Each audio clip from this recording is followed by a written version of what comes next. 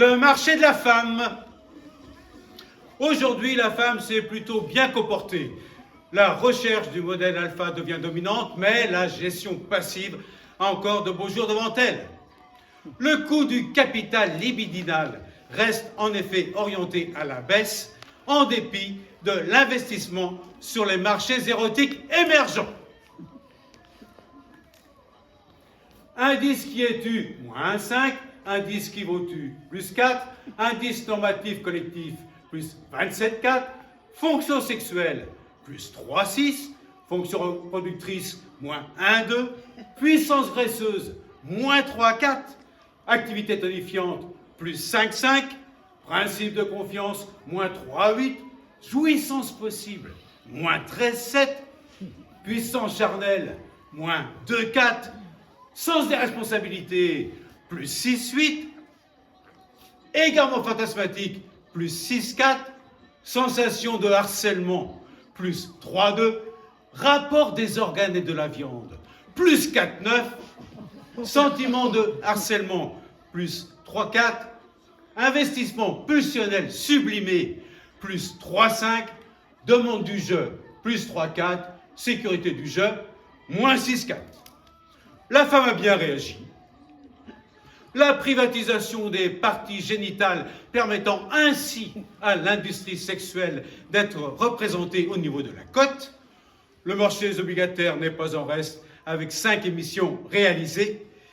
Le désir d'achat clôture ce mois de décembre avec une performance annuelle sexuelle de 22%.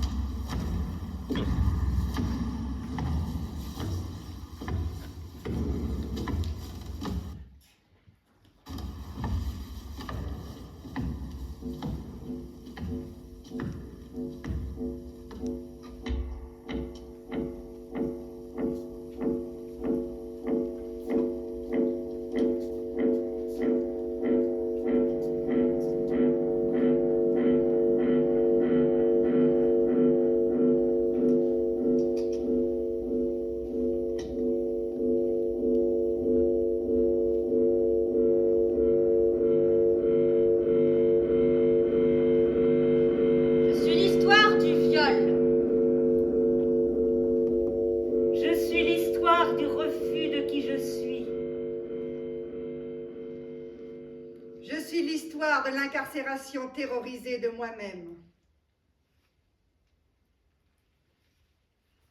Je suis l'histoire des femmes blessées à mort.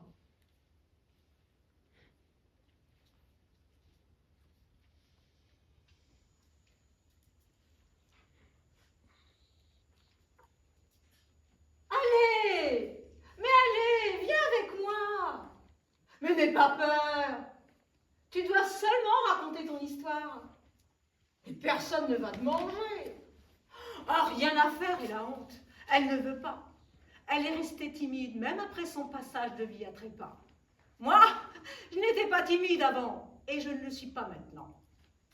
Mais si, c'est à toi de raconter comment tu t'es envolé au paradis d'Allah. Je ne peux pas le faire à ta place. Je suis de Caltanissetta. Pour commencer, il faut que tu leur dises qu'ici, il n'y a pas l'ombre d'une vierge. Nous sommes toutes des femmes avec une certaine expérience. Mais ne le prends pas mal. C'était une blague. Allez, raconte-nous au moins celle du taliban à grande bouche. Oh bon, allez, c'est moi qui commence. Prénom, Carmela. Nom, Rositano. Épouse, Montade. Montade, c'est le nom de mon mari, celui que j'ai pris. Né à Caltanissetta, le etc., etc., décédé à Caltanissetta, le etc., etc., de la main du susdit mari, Toto Montade. Mobile, crime d'honneur. Tu sais ce que ça veut dire? C'est comme chez vous, tout pareil. Moi, à Caltanissetta, toi, à Tabriz. Moi, il y a quelques années, toi, avant-hier.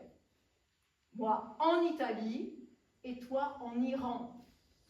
Moi avec la carabine et toi lapidée. Alors, toi aussi t'es une femme adultère.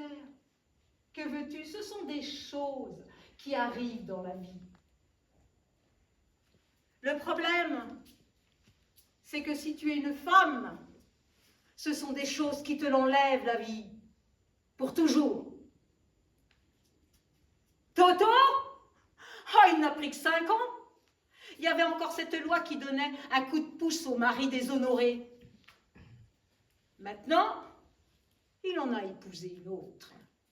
Mais elle, il se contente de la cogner, pour l'instant. Ici, je suis une sorte de vétéran. J'accueille les nouvelles venues, je les mets à l'aise. Nous sommes toutes mélangées. Mais tu sais comment sont les femmes. Elles bavardent, elles deviennent vite copines. Regarde, elles sont toutes ensemble. Juives et palestiniennes, serbes et croates, chiens et chats. Et en plus, depuis que les transsexuels sont arrivés, on danse tous les soirs. Elles ont amené la musique brésilienne et fini la tranquillité. Moi qui pensais me reposer au moins une fois trépassée, au lieu de ça, c'est la fiesta. Allez, tu veux bien nous raconter? Bon, c'est ton tour de parler de ton amour aux yeux de chat.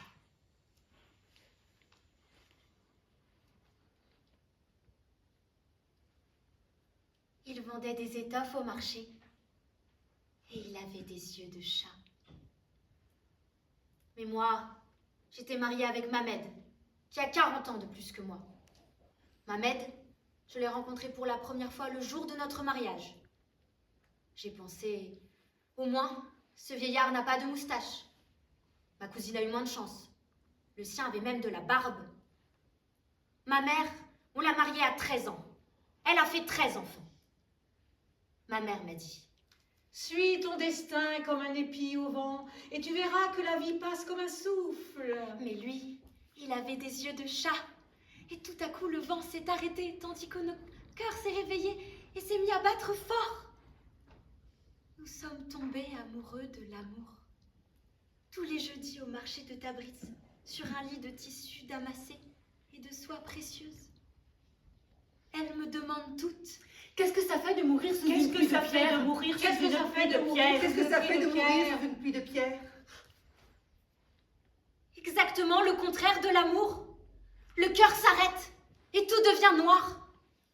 Mais ce qui m'a le plus blessée, ce sont tous les applaudissements à la fin des hommes du village. Ils voulaient peut-être que je refasse mon numéro, mais j'étais déjà ensevelie sous les pierres. Mon père et mes frères applaudissaient avec les autres. Elle me demande toutes. Qu'est-ce que ça fait de mourir sous une pluie de pierre? Qu'est-ce que ça fait de mourir? Qu'est-ce que ça fait de mourir sous une pluie de pierre? C'est avantageux. La famille fait des économies sur la tombe. Mais même sous toutes les pierres du désert de Gamsal, personne ne pourra jamais m'enlever mon amour aux yeux de chat.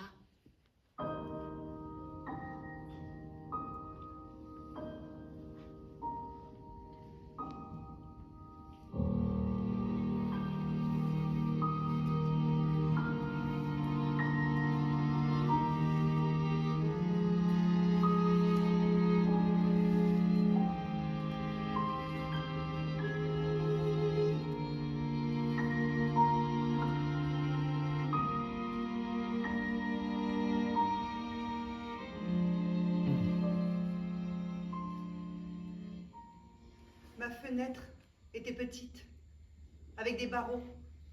Depuis ma cellule, je voyais un carré de ciel, un ciel du sud ou du nord du monde. Quoi qu'il en soit, la situation ne change pas. Si vous tombez dans la mauvaise prison, personne ne peut vous aider. Parce que votre parole contre celle d'un policier est bonne à jeter. Devinez où j'étais emprisonnée. Est-ce en Inde? En Amérique? En Afrique du Sud? Étais-je une Ukrainienne sous les bombardements? Une femme seule dans la guerre au Rwanda ou sur une plage place dangereuse en Syrie? Peut-être une fille de couleur à Cleveland, et lui un brave policier de l'Illinois? Peut-être une manifestante, emmenée à la caserne de Bolzaneto? Ou alors, une migrante nigérienne, enfermée dans un centre de rétention de n'importe quelle ville italienne? Dans tous les cas, personne ne m'aurait cru. Les hommes, on les bat à mort. Les femmes, on les viole d'abord comme il faut, puis on les laisse mourir. Ce sont des histoires vieilles comme le monde, qui n'impressionnent plus personne.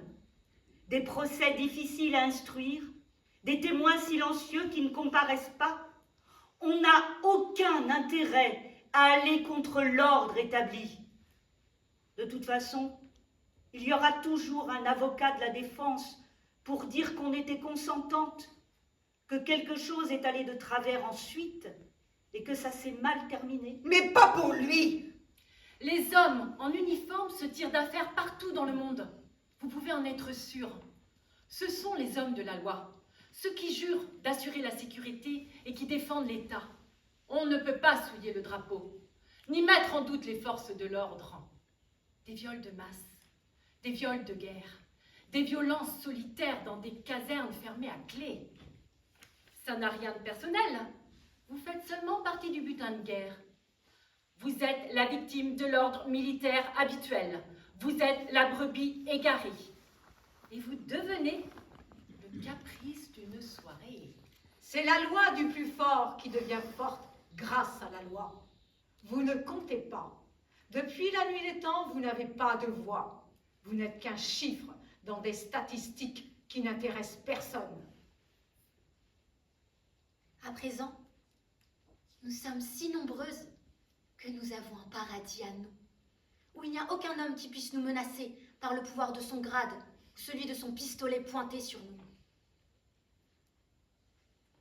Les combats ont cessé. Maintenant, je suis enfin transparente, comme l'air. Je peux dormir dans mon lit de nuages, transparente, légère, sans ce corps de femme que tout le monde voulait posséder, parce qu'il était trop beau pour être vrai, et trop facile à dévorer.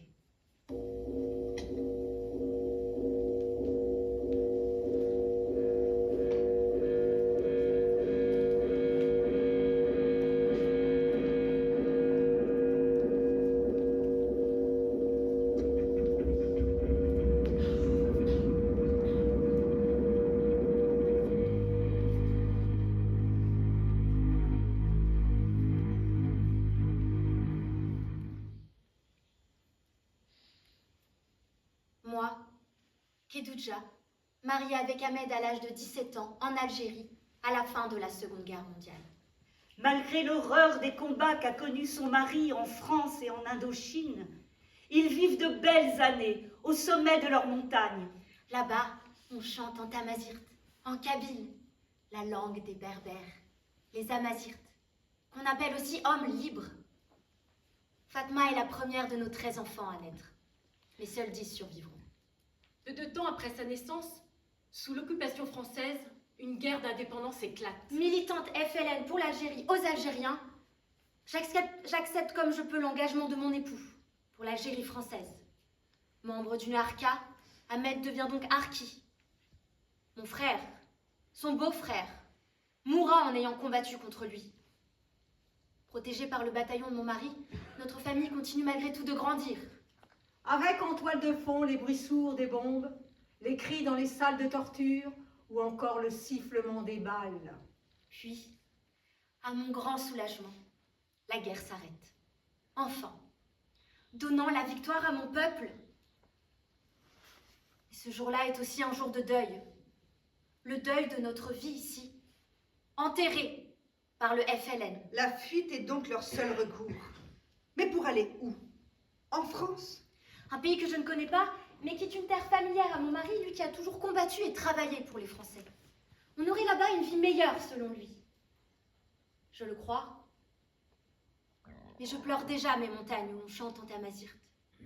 Azul, comme on dit chez nous, en France, ce sera bonjour.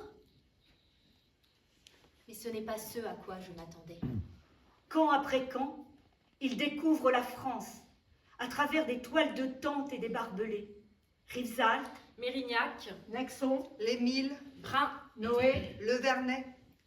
Nous trouvons finalement refuge dans le nord de la France, dans une petite maison. Au moins nous sommes chez nous, en sécurité, enfin. Alors nous continuons d'agrandir notre famille et même notre maison. mais le déracinement et le racisme quotidien les rattrapent et finissent par faire chavirer leur doux foyer. Ahmed se met à boire et l'alcool le ramène sur le front, contre les Allemands, contre les Vietnamiens, contre le FLN. Ils lui font revivre ses souvenirs les plus noirs. La folie le gagne et plus rien ne peut l'arrêter. Je suis devenue sa nouvelle cible, l'ennemi numéro 1, sa dernière mission. Et un jour, alors que je regardais la télévision, il videra son chargeur. Je quitte donc ce monde, avec presque autant de balles dans le corps que d'enfants mis au monde.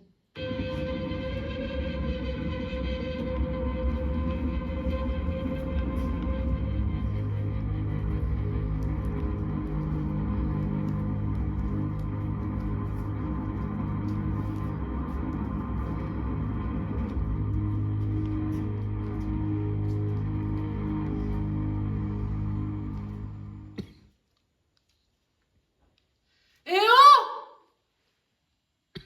Eh oh! Mais quand est-ce que vous allez me retrouver, bordel? Vous êtes sérieux, là? Ça s'appelle la police scientifique, mais ces types savent même pas combien font 2 plus 2. Hé! Les gars! Je suis là! Au fond du puits, derrière chez moi! Et dans quelle langue je dois vous le dire? C'est lui le coupable! Pas besoin d'aller chercher mes grès, hein! Et il s'est bien fichu de vous, hein, ce belâtre avec son faux alibi. Non mais depuis quand on va se faire un massage thaïlandais à 7 h du soir? Non mais n'importe quoi. Surtout quand le dîner est presque servi. Qui va croire ça? Et comme c'était vendredi, il y avait même du poisson frais. Celui de chez Nina, au marché. Et lui, il le savait, va. Hé, là-haut, vous la regardez pas la télé? Pas besoin de la police scientifique de Parme pour comprendre qu'il a payé la thaïlandaise. Ces villas crèvent la faim. Et pour 4 sous, elles sont prêtes à toutes les petites gâteries. Alors à côté de ça, faux témoignage, c'est comme une promenade de santé. Eh, vous m'entendez? En tout cas, vaut mieux être morte que d'être encore avec lui. Ah, je vous jure sur mon écran plasma, qui est la chose à laquelle je tenais le plus. Voilà, c'est ça qui m'embête. Le fait qu'il ait gardé, avec la télécommande satellite, une merveille. De toute façon, c'est lui qui décidait toujours quelle émission regarder, alors autant mourir, hein. Ah oui, je vous jure, vaut mieux être morte que de passer encore un dimanche soir devant le sport, là, avec la blondasse illuminée, là. Cette présentatrice sous les ampoules comme une madone. Celle qui donne les résultats avec son rouge à lèvres tape à l'œil et puis ses boucles d'oreilles en sapin de Noël. Elle lui plaisait beaucoup, à lui. Mais moi, pas du tout. Elle me donnait juste envie de vomir, c'est dire.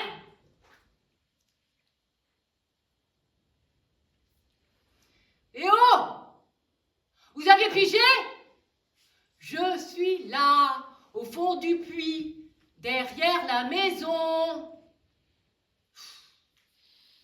Rien à faire, hein, ils sont bouchés. Ah merde! Encore une grenouille qui me chie dessus! Ce puits est froid et humide. Ça fait 3 mois que je suis là-dedans. Et personne n'a eu l'idée de venir jeter un coup d'œil. Ils ont tout gobé. Et l'autre gros malin, là, qui est même allé pleurnicher dans Perdu de vue sur la lune. Il a dit que j'étais partie de la maison du jour au lendemain. Qu'il s'est réveillé un matin et que j'avais disparu. Il a dit que ça lui a paru bizarre, qu'il avait tout de suite compris qu'il y avait un os. Parce que j'avais pas préparé son café comme d'habitude, cet enfoiré! Hé! Si vous vous grouillez pas, vous retrouverez que des têtards ici. Je suis fatiguée. Je suis vannée. Même morte, j'arrive à être crevée.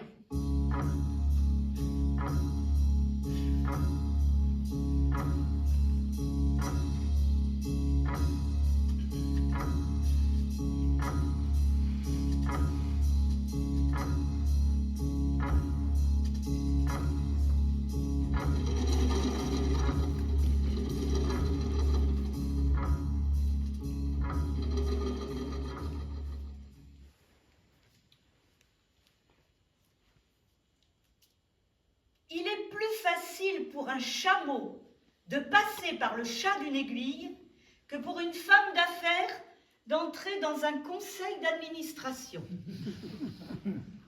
Mais moi, j'ai réussi. Ah, ça n'a pas été une sinécure, hein. Ce sont des combats qui vous laissent des traces. Cette ride d'amertume là sur mon front, je l'avais pas avant. Mais que voulez-vous, tout a un prix. Et si vous avez l'argent pour vous payer un peu de botox, ça se verra beaucoup moins.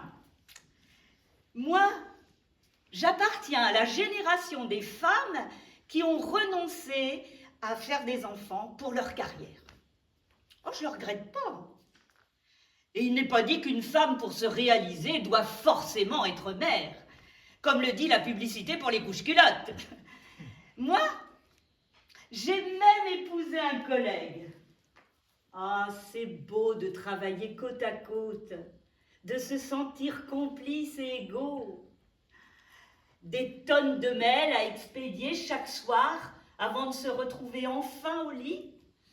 Les mêmes iPads, les mêmes horaires, le même stress, les mêmes voyages d'affaires et les mêmes salaires. Pour tout dire, tant que les salaires ont été les mêmes, tout s'est très bien passé. Ça m'a pris un moment pour le rattraper. Parce que c'est bien connu, nous les femmes, à CV égal, nous devons être 3 fois meilleures pour obtenir le même résultat. Mais finalement, j'ai réussi. Le problème, c'est qu'ensuite, je l'ai dépassé. J'ai commencé à gagner plus que lui. Oh, je ne l'ai pas fait exprès, hein, au contraire. J'avais même un peu honte. Je ne lui ai pas dit tout de suite, je ne sais pas pourquoi. Au fond de moi, je me sentais coupable, comme si j'avais peur de l'humilier. Mais je me suis dit que le monde avait bien changé depuis l'époque de mon père, qui n'a jamais fait travailler ma mère, même si elle était diplômée. Moi, je lui ai annoncé mon augmentation en lui offrant un week-end 5 étoiles à Paris. À partir de ce moment-là, les ennuis ont commencé. Oh, je n'étais plus aussi sympathique ni aussi intelligente, au contraire. Petit à petit, il a commencé à m'attaquer, d'abord en privé, puis en public, devant les amis, les collègues. Rien n'allait de ce que je faisais. C'était un match où tous les coups étaient permis, jusqu'au coup définitif. Un cendrier en marbre lancé en pleine tête un soir de mai en rentrant d'un congrès sur les taux d'intérêt.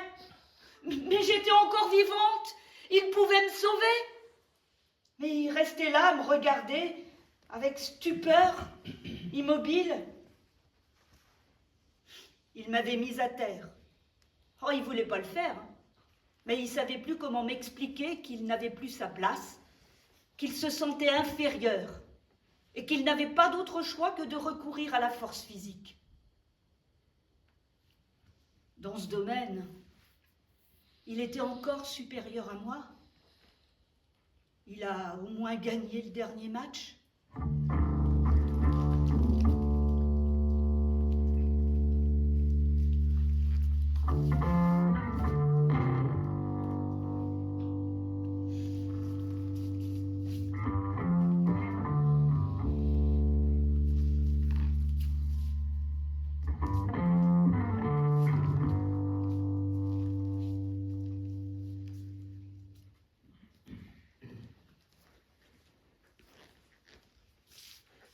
Moi, Giovanni Starnucci, âgé de 54 ans, En réalité, mon compagnon en a presque 55, mais bon, il ne dit jamais la vérité. Me trouvant dans l'appartement que je partageais avec ma nouvelle compagne, Ivana, 42 ans, Pour être exact, je venais à peine de les avoir. et profitant du fait qu'Ivana était penchée vers l'armoire où elle choisissait une veste, Si tu permets, une armoire à glace en noyer foncé qui venait de chez moi. avec le câble de connexion du lecteur DVD, j'ai fait 2 tours à son cou, et pendant que je serrais, je l'ai traînée et laissé tomber sur le lit. Notre Elle lit. était sur le dos, ses jambes pendaient dans le vide, la partie supérieure de son corps était allongée.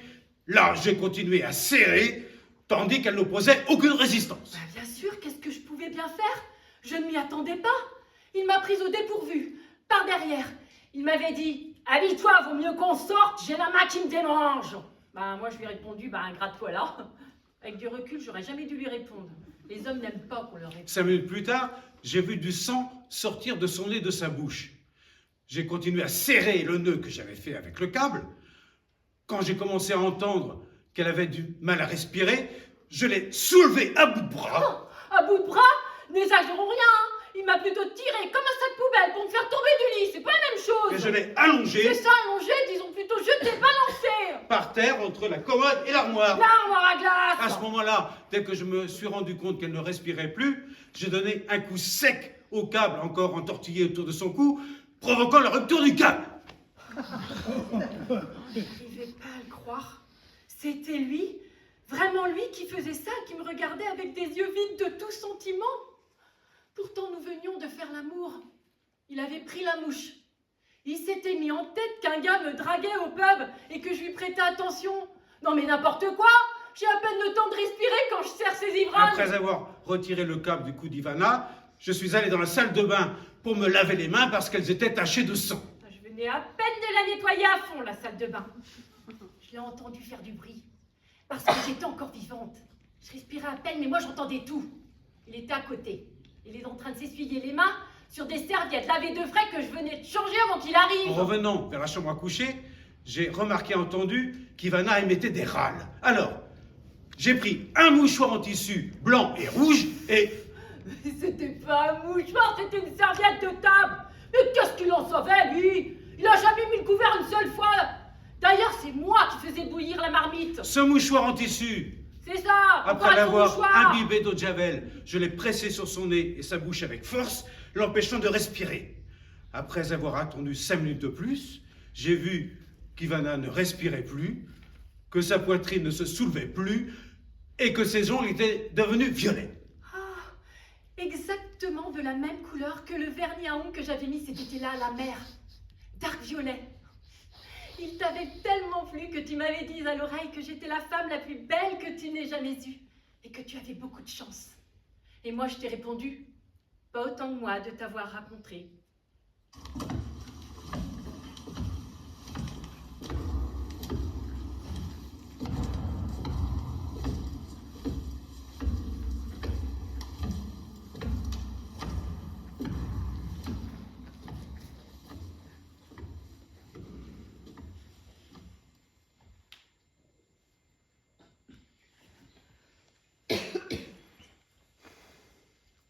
Tout ça, c'est la faute de la moto.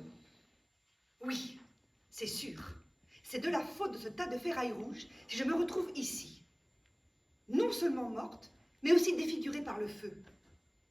Par chance, là où nous sommes à présent, dans cette espèce d'au-delà féminin, les blessures disparaissent même si nous sommes blessés à mort. Ce doit être une récompense pour ce que nous avons dû endurer de notre vivant. C'est vrai. Nous redevenons toutes lisses, comme des fesses de bébé. Au moins une fois mortes, nous avons des avantages, bien que nous soyons des femmes.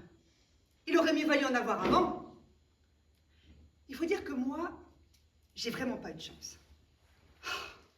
Si seulement mon frère Arshad n'avait pas ramené cette moto flamboyante à la maison. Il y a 1 an, j'ai trouvé un mari. Enfin non, pour être précise, mes parents me l'ont trouvé. Nous sommes 3 sœurs, 3 filles, et nous revenons bien cher à notre famille.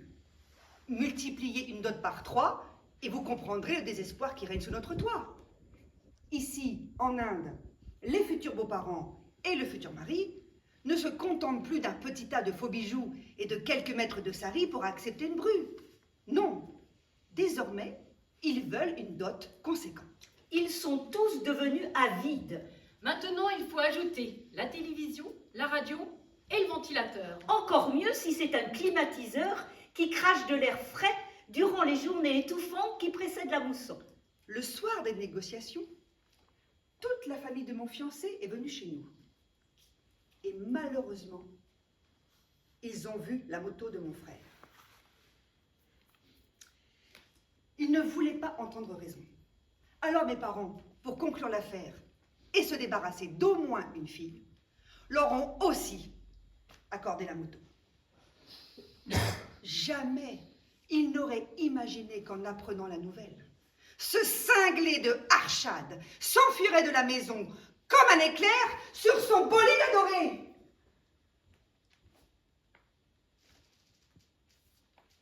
Un mois après le mariage, la moto n'arrivait toujours pas. Les requêtes étaient de plus en plus pressantes. Mes beaux-parents me harcelaient tous les jours. Quand est-ce qu'il revient? Quand est-ce qu'il rapporte la moto? Elle est à nous, on va porter plainte pour vol. Mon père a même essayé d'en ramener une autre, rouge elle aussi. Un vieux modèle russe qui avait du mal à démarrer. Il s'en est fallu de peu que mes beaux-frères ne le rouent de coups. Mon mari bouillait d'impatience. Toute sa famille me traitait comme un chien. Je dormais par terre sur le sol de la cuisine. Tout le monde me donnait des coups de pied en passant. J'avais trahi leurs attentes. Je ne valais plus rien à leurs yeux. Dans mon pays, une dot, c'est quelque chose de très sérieux. Beaucoup d'hommes ne se marient que pour ça. En plus d'avoir une esclave à la maison, bien sûr. Imaginez, une épouse indienne est tuée toutes les 4 heures par la famille de son mari parce que la dot prévue n'a pas été versée. Plus de 8000 homicides de jeunes femmes par an. Grâce à une justice complaisante, ils sont tous classés comme accidents domestiques. Les médias ne prennent même plus la peine d'en parler. Bizarrement, ces jeunes épouses sont retrouvées à moitié carbonisées dans leur cuisine. C'est de la faute du poêle défectueux? Plus de 8000 épouses maladroites qui, chaque année, par erreur, s'aspergent de kérosène et prennent feu. Il faut croire que par mégarde, les maris distraits jettent une allumette juste là. Ils voulaient simplement s'en fumer une après dîner. Puis soudain, Un vieil adage indien dit: si l'épouse meurt, le mari peut toucher une deuxième dot. Si un buffle meurt, c'est la misère pour toute la famille. Dans ma prochaine vie, si je peux, je me réincarnerai en buffle. Ah oui, en buffle, en buffle, en buffle.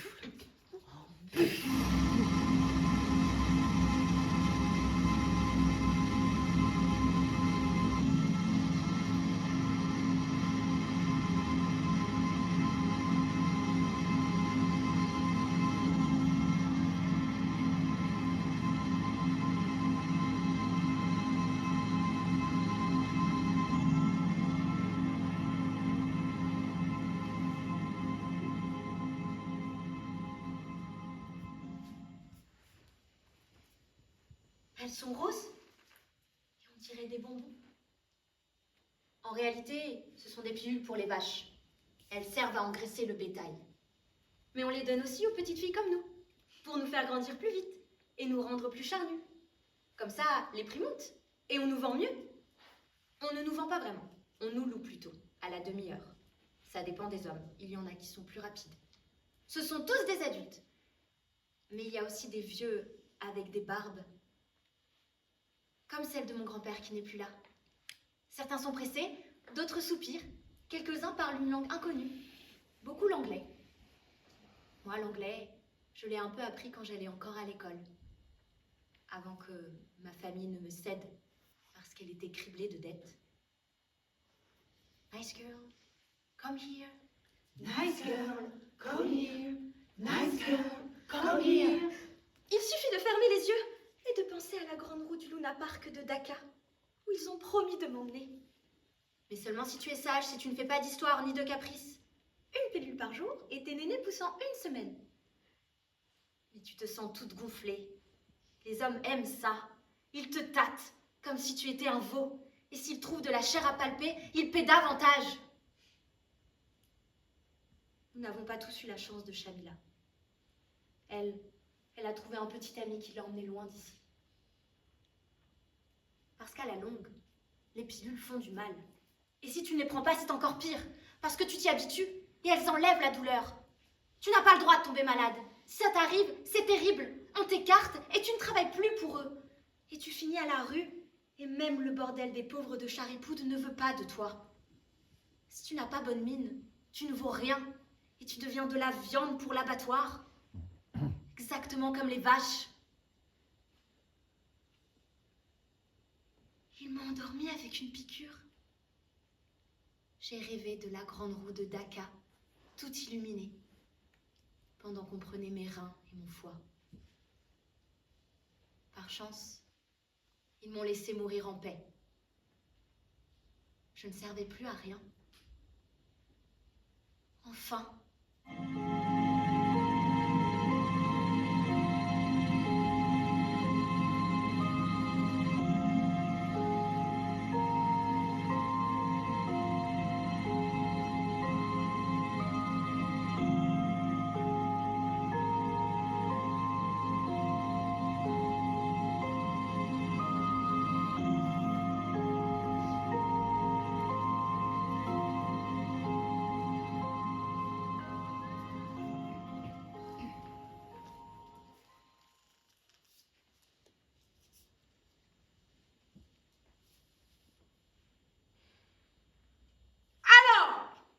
Qu'on se le dise tout de suite, le monde est rempli de connasses, et j'en suis une.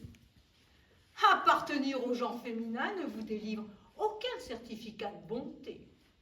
Moi, je suis l'exemple même de ce que l'on appelle une salope.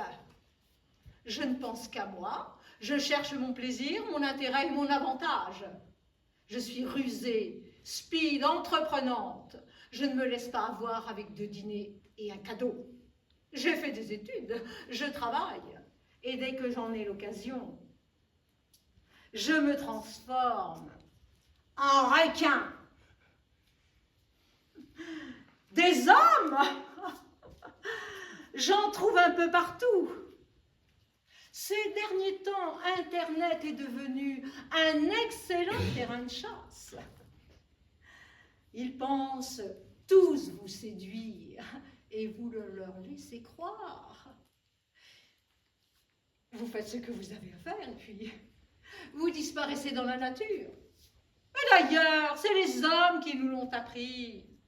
Et les statistiques le disent, nous apprenons très vite.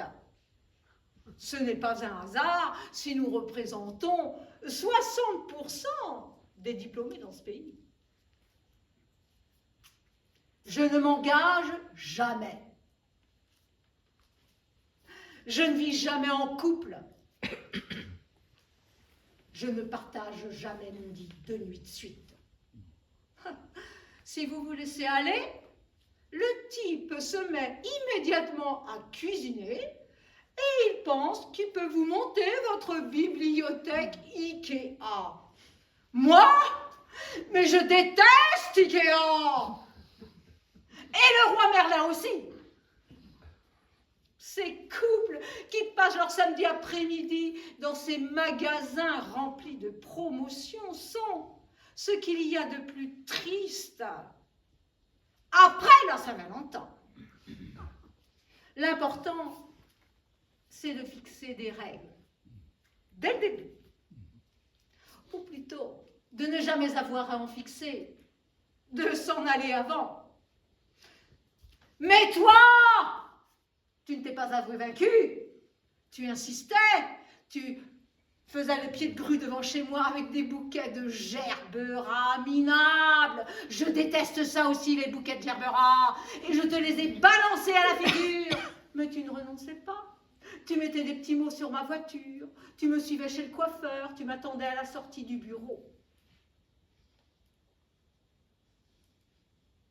Malheureusement, tu étais là aussi quand je suis entrée dans cet hôtel de Via Salaria avec mon ami de Facebook.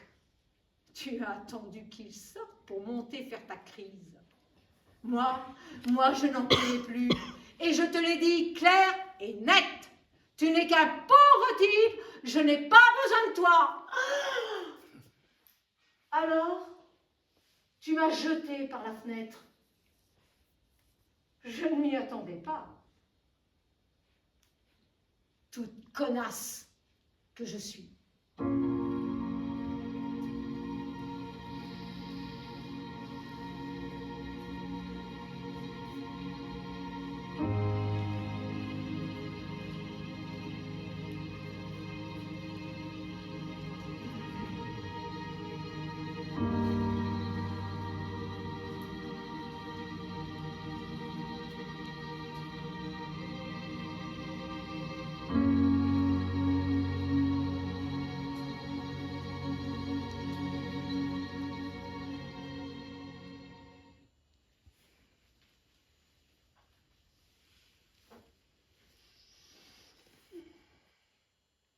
J'ai toujours aimé les hommes forts. Pour être très clair, je cherche un homme, un vrai. J'ai besoin de sécurité, de me sentir protégée, défendue, possédée. Sinon, je tombe pas amoureuse. Je sais pas pour vous, mais moi, un peu de violence, oh, ça m'excite. Un petit coup de ceinturon de temps en temps. 2 bonnes gifles bien placées avant le sexe. Des choses dans le genre. Je prends plaisir à me sentir victime, esclave, geisha. Même la psychologue l'a dit. Il n'y a rien de mal à ça. Ce sont des projections, des fantasmes, des désirs. Mais lui y a pris goût. Et il ne s'est plus arrêté. Mais comment ai-je fait pour ne pas comprendre? J'avais pourtant vu cette belle campagne publicitaire pour nous les femmes, celle qui dit... La violence a 1000 visages. Apprenez à les reconnaître. Mais comment faire quand elle a le visage de votre amant? Mais les gifles sont des gifles. Les prendre pour de l'amour fait très mal. Je le sais maintenant. Mais c'était pas aussi clair avant. On devrait nous donner des cours du soir. Depuis une éternité, on nous apprend à contenter les hommes. Aujourd'hui, apprenez-nous à nous défendre, à les arrêter. Un compagnon violent ne vous accompagne pas dans la vie. Tout au plus à l'hôpital. C'est vrai. Il m'y a accompagné quelquefois. Tout gentil, avec sa voiture. Bon, il venait aussi pour écouter ce que je disais. Mais je l'aurais jamais dénoncé. C'était mon homme, fort, invincible. Il n'y a qu'une façon de changer un compagnon violent. Changer de compagnon. C'est vrai. Ils ont raison. Mais moi, j'avais surtout peur que ce soit lui qui change de femme. Peut-être pour une plus jeune? Les hommes, mais ça se trouve pas à tous les coins de rue. Ils sont tous déjà pris par ici. Et puis je sais pas vivre seule. Et puis je pensais seulement qu'il voulait jouer. Bien sûr, il y allait trop fort de temps en temps. Et je lui ai dit qu'il exagérait. Mais il voulait pas comprendre. Alors je faisais ce qu'il voulait. Mais ça n'avait plus rien d'excitant pour moi. Un homme violent ne mérite pas qu'on l'aime. Il mérite qu'on porte plainte. Je sais, et je l'ai fait. Mais le policier du service n'était pas là ce jour-là. On m'a dit qu'il avait été tué pour avoir tué sa propre femme, avec son arme. Alors on m'a répondu. Revenez demain, c'est la pagaille aujourd'hui. Mais ça a toujours été la pagaille dans ma vie. Sauf au travail.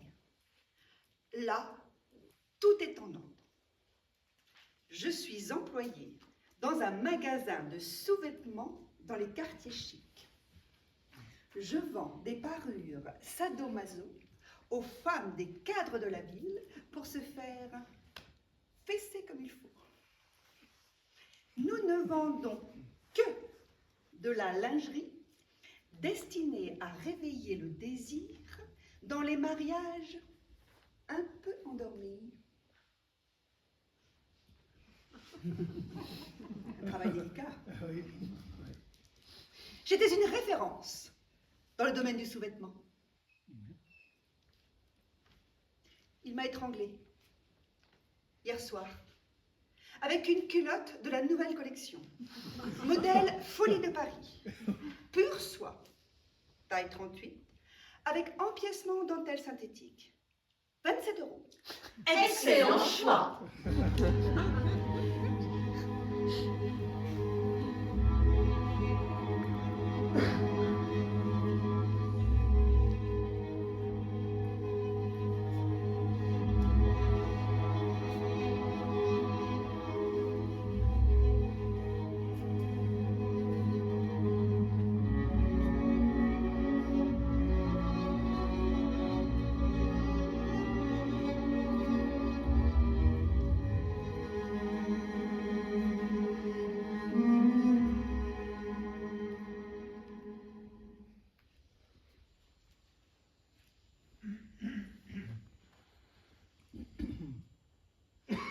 Excusez-moi, il y a le Wi-Fi dans cet endroit?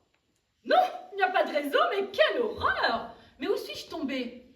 Entendons-nous bien, il doit y avoir un malentendu, une méprise, un quiproquo, comme on dit. Il est évident que je n'ai rien à voir avec cette bande de pauvres filles. Non pas que je sois raciste, Dieu m'en garde. Les Sri Lankais qui travaillaient chez moi, je les ai toujours traités comme des pachas. Ils avaient même un petit frigo dans leur atelier. Bon, c'est aussi pour qu'on ne sente pas l'odeur de leur nourriture typique. Tiens, prennent vos vêtements et qu'ils ne vous lâchent plus. Bon, je voudrais sortir de cet enfer, mais ma place n'est pas ici, il n'y a qu'à me regarder. Si, c'est vrai, je suis morte de la main de mon mari. Enfin, pas exactement. D'abord, matériellement, ce n'est pas lui qui l'a fait. Il a payé des tueurs à gages. Vous n'allez pas comparer, quand même. Il y en avait deux, excusez du peu, par les temps qui courent. Et de vrais professionnels. Hein. Ils n'auraient jamais permis que le job soit confié à des ploucs de la mafia qui sont nos graillons. Au moins, la dernière image qui me reste imprimée sur la cornée, c'est celle de deux costauds. Le genre salle de muscu en veste croisée bleu marine. Vous n'allez pas comparer quand même. Non, ma chère, ce n'est pas pareil. Moi, je suis restée intacte, belle, élégante, avec mon maquillage léger et ma jolie coiffure, sans une goutte de sang. Ils m'ont étranglée avec un carré de soie Hermès qu'ils ont eu le soin de me laisser autour du cou pour couvrir les marques et les rides éventuelles. En tombant, je n'ai même pas perdu mes Chanel. Talons 6 cm, j'étais parfaite. Je ne sais pas ce qui m'avait pris. Je voulais le quitter, mais juste comme ça. Peut-être que je n'étais pas sérieuse, peut-être que c'était une lubie, un caprice. Je sais bien que vous pouvez continuer à vivre ainsi éternellement. Chacun sa vie, chacun ses habitudes, chacun sa chambre. À tel point que j'ai pensé que si je sortais tout doucement, en catimini, de son existence, il ne s'en rendrait même pas compte. Au fond, je pense qu'il ne m'a jamais vraiment aimée. Je lui plaisais parce que j'étais là pour la décoration. J'allais bien avec tout, du yacht au salon en cuir blanc. Je ne détonnais jamais dans le décor, j'y ajoutais même de la valeur. Je ne me suis jamais trompée de tenue, ni de coiffure, jamais overdressed ou underdressed. Là où il me posait, je faisais un effet bœuf.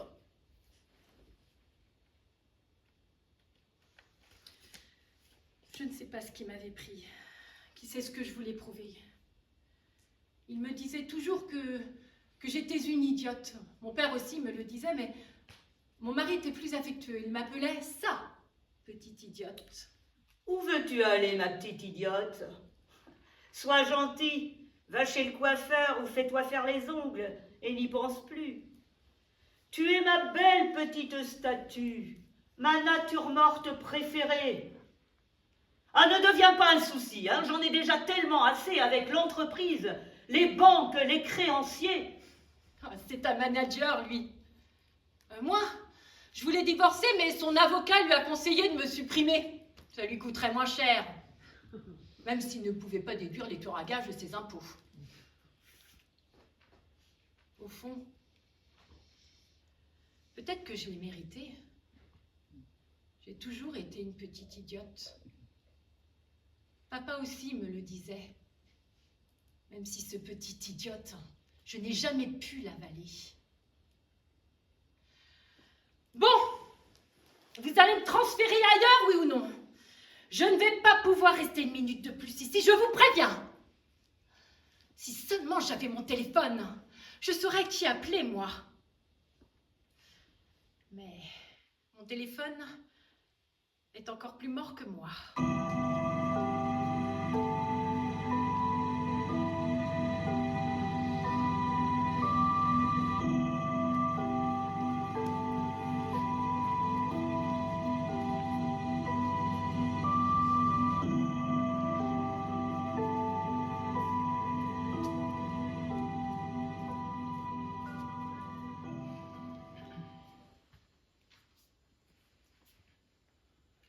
Mais c'est naturel, ça fait partie de la nature.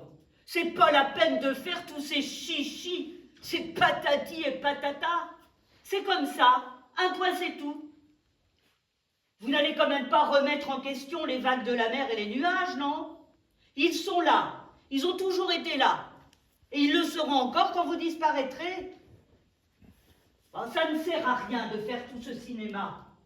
Manifestation, solidarité, sororité, victime par-ci, victime par-là. Mais vous ne comprenez donc pas que vous empirez la situation et que ça leur donne encore plus envie de vous buter à cela? Commander, c'est naturel pour l'homme. C'est pas de sa faute, il est fait comme ça. Allez un peu étudier l'ADN et on en reparlera. L'homme n'aime pas être contrarié. Vous devez lui donner raison même s'il a tort. Et tout ira comme sur des roulettes. Mais au lieu de ça, vous trouvez toujours à redire, à polémiquer, à chercher la petite bête. Et il faut qu'on parle. Et je veux des explications. Mais vous l'exaspérez. Vous le provoquez. Et après, vous venez vous plaindre si on en arrive à des conséquences extrêmes.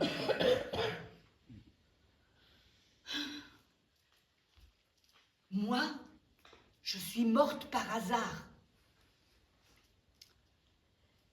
Je suis ce qu'on appelle une victime collatérale.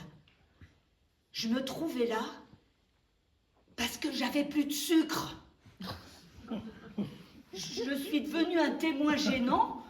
Et tant qu'à faire, il m'a tuée, moi aussi. J'ai jamais eu de chance dans la vie. À 40 ans, j'avais toujours pas trouvé de mari. Et j'ai été tuée par le mari d'une autre. Si c'est pas de la poisse, ça. Moi, je me suis tapé que les inconvénients. Parce que des avantages, il y en a, mes belles. Ne faites pas les hypocrites. Ça vous plaît, hein, d'avoir l'alliance en diamant, le robinet réparé, le lit bien chaud. Sauf qu'après, vous faites vos caprices et vous voulez votre indépendance. Sortir avec vos copines, vous teindre les cheveux en rouge et à la fin, vous voulez les quitter parce que vous en avez marre.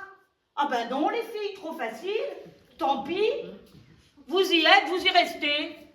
Vous l'avez voulu, vous le gardez. Il ne me comprend plus. Il n'est pas assez romantique. Il ne me comprend plus. Il n'est pas assez romantique.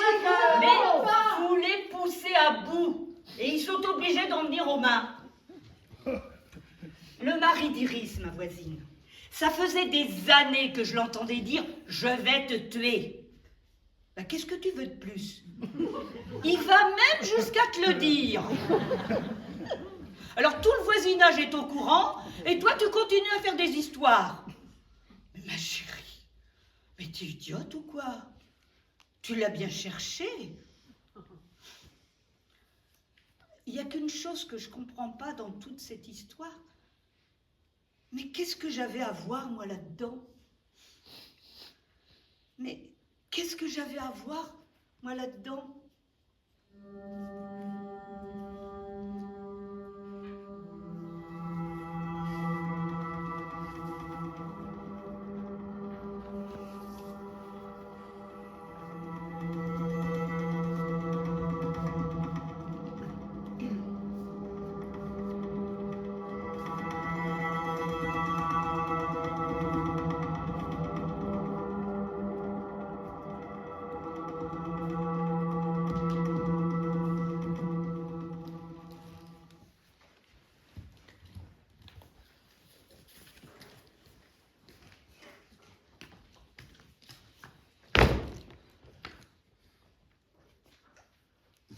J'ai pas toujours été l'homme que je suis. Hein. Faut pas croire. J'ai été jeune.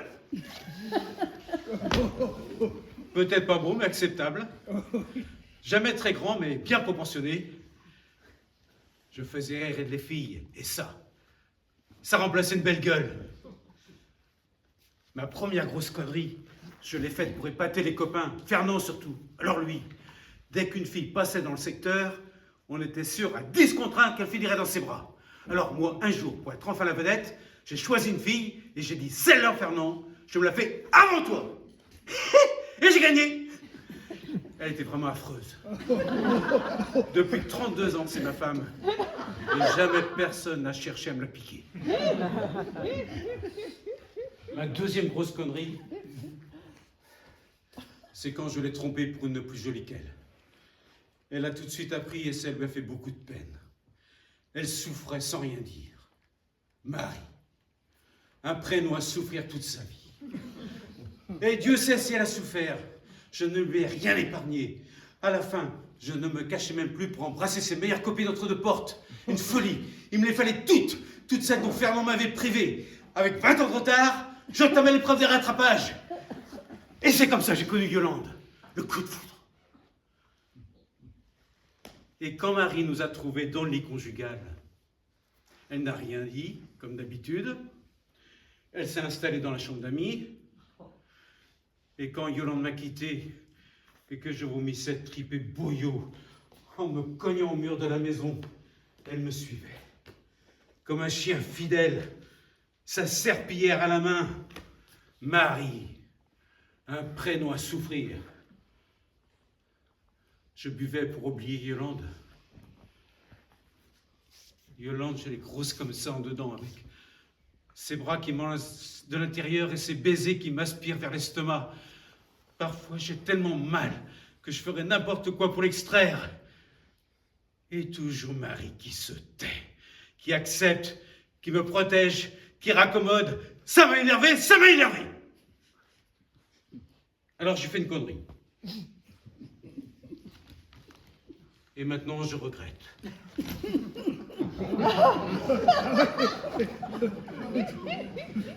Marie. Marie. Une femme si discrète.